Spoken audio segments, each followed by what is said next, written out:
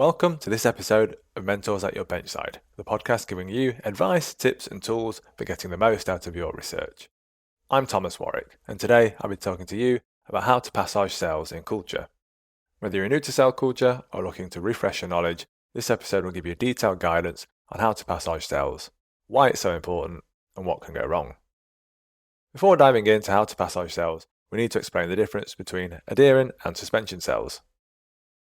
Adherent cells attach to the surface of cell culture flasks and dishes.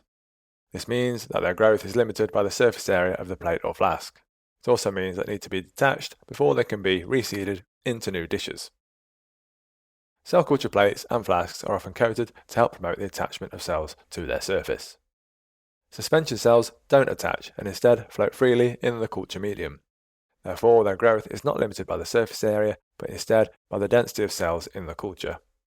Suspension cells require agitation to ensure optimum growth and gas exchange and are often grown in spinner flasks or shaking incubators. Because suspension cells do not need to be detached from the culture flasks, they are considered to be simpler to passage. Check out the corresponding online article for a table outlining the differences between adherent and suspension cultures. So, you've checked the confidence of your cell cultures and they're ready to passage. What comes next? There are 4 main steps to passaging adherent cells: rinse, detach, inactivate, and seed. Let's go through these steps and how to perform them. Number 1. Rinse cells with a balanced salt solution, or BSS. Before detaching cells from the dish, it's important to aspirate off the old spent media and rinse the cells with a balanced salt solution. Rinsing the cells will help eliminate proteins and ions found in the media that might inhibit the action of cell-releasing solutions. Balanced salt solutions are used because they maintain a physiological pH and salt concentration. Typical salt solutions include phosphate buffered salines, Hank's buffered salt solutions, and Earl's balanced salt solutions. Calcium and magnesium-free salt solutions should be used when subculturing cells, as both calcium and magnesium promote cell clumping. Number 2. Detach cells from the bottom of the dish or flask. Cells are released from the dish by breaking the cell-protein interactions with the dish's surface.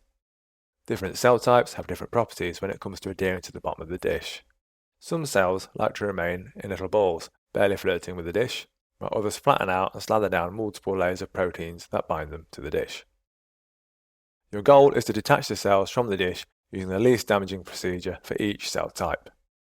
How you choose to release the cells from the dish will depend upon the adherence property of the cells. There are essentially 3 choices. Choice 1. Mechanical detachment. Some lightly adherent cells will begin lifting from the dish with the addition of a balanced salt solution. In this case, simply spraying the cells directly with the BSS and tapping the plate will be sufficient to remove the cells. Loosely attached cells can also be removed by gently using a cell scraper. Choice 2. EDTA. EDTA is a chelating agent that will bind the calcium cations that integrins require to maintain cell adhesion. EDTA, 1 to 10 millimolar, depending upon the cell type, is one of the gentler ways to detach cells from the dish, but EDTA alone is not potent enough for most cell types. EDTA is most effective when pre-warmed to 37 degrees centigrade. However, very sensitive cells use EDTA that is room temperature or 4 degrees centigrade. Choice 3. Enzymatic release. Proteolytic enzymes can be used to digest the proteins that adhere cells to the dish. This option is necessary for passaging strongly attached adherent cells. However, caution is required as proteolytic digestion can damage the integrity of the cell by cleaving cell surface proteins. Treatment should be limited to just the amount of time required to achieve the detachment of cells to prevent cell damage. There is no hard and fast rule on how long to treat cells. Treatment time will need to be determined empirically for each cell type and depends on how strongly the cells adhere, the length of time the cells have been in the culture, and the competency of the cell culture. Trypsin is the most frequently used enzyme for passaging cells. Trypsin cleaves after lysine or arginine residues that are not followed by prolines. Working trypsin concentrations range from 0.025% to 0.5%, and trypsin solutions are commonly made with EDTA to enhance cell detachment. Number 3. Dissociate and inactivate.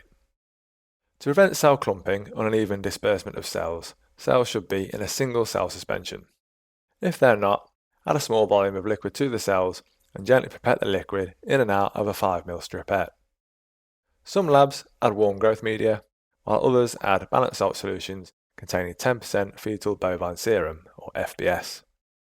Adding warm growth media, or BSS plus FBS, inactivates the agent used to detach cells from the dish and provides more volume for pipetting. To completely inactivate the detachment agent, collect the cells in a larger volume of growth media, or BSS plus FBS, and centrifuge the cells. You can omit the centrifugation step if the cells are diluted into a large volume of growth media for replating and residual trypsin/EDTA does not affect cell attachment. Number 4. Seed new dishes and flasks. While the cells are detaching from the dish or are in the centrifuge, I usually set up the plates I'm going to move my cells into by labelling the required number of plates and adding the warm growth media to the dishes. Once your cells are detached, resuspend the centrifuge cells at a small volume of growth media and count the cells using a hemocytometer. Dilute the cells to the appropriate density and aliquot them into new dishes. I like to add enough media to pipette 1 to 2 ml into each recipient dish. Gently swirl and shake the dishes to disperse the cells evenly throughout the dish. The culture conditions you use, including the medium and the protocol for splitting, will vary depending on your cell type. While these basic steps will work for most cell lines, it's best to ask someone who's worked with a particular cell type to get the details of the appropriate cell media, cell releasing solution, and the time required to detach cells from the dish.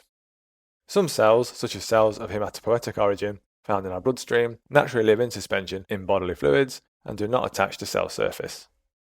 Culturing these suspension cells is somewhat easier than adherent cell cultures because suspension cells do not require trypsinization as they're already free floating. Therefore, the passaging process is much faster and less stressful for the cells.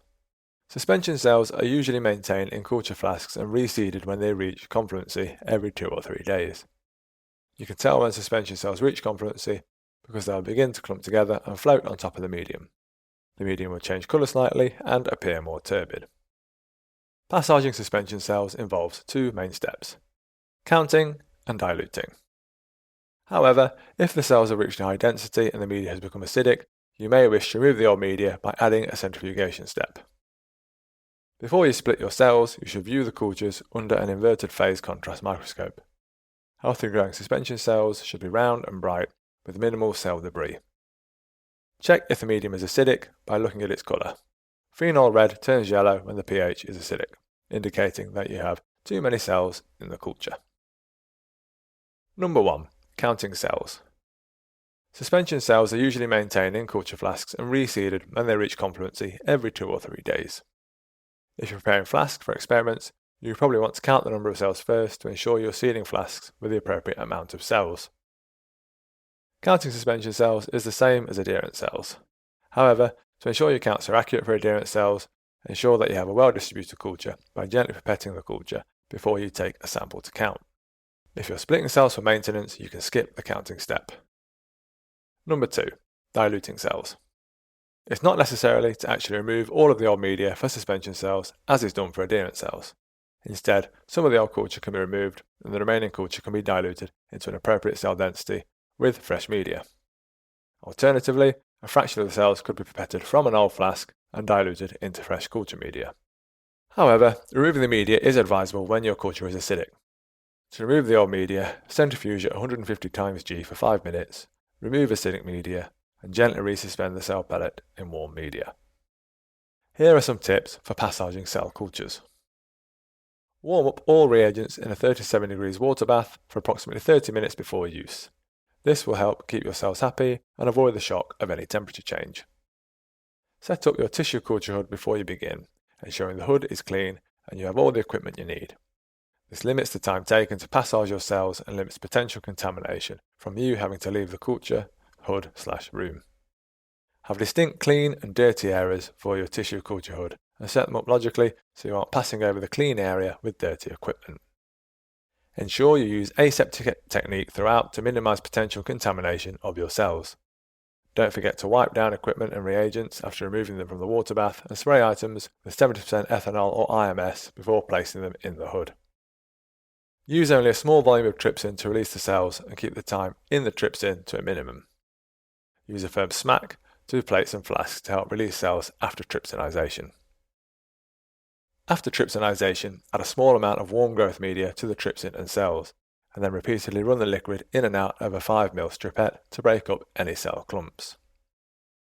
When reseeding cells, particularly adherent cells, gently shake/swirl the plate to ensure an even distribution of cells.